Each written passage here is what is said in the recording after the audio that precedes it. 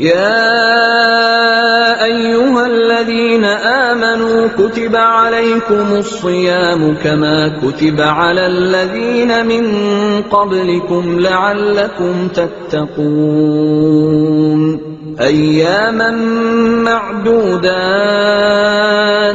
فمن كان منكم مريضا أو على سفر فعدة من أيام أخر وعلى الذين يطيقونه فدية طعام مسكين فمن تطوع خيرا فهو خير له وأن تصوموا خير لكم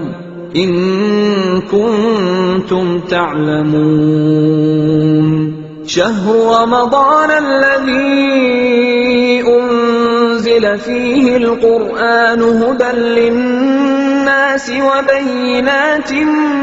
من الهدى والفرقان فمن شهد منكم الشهر فليصم ومن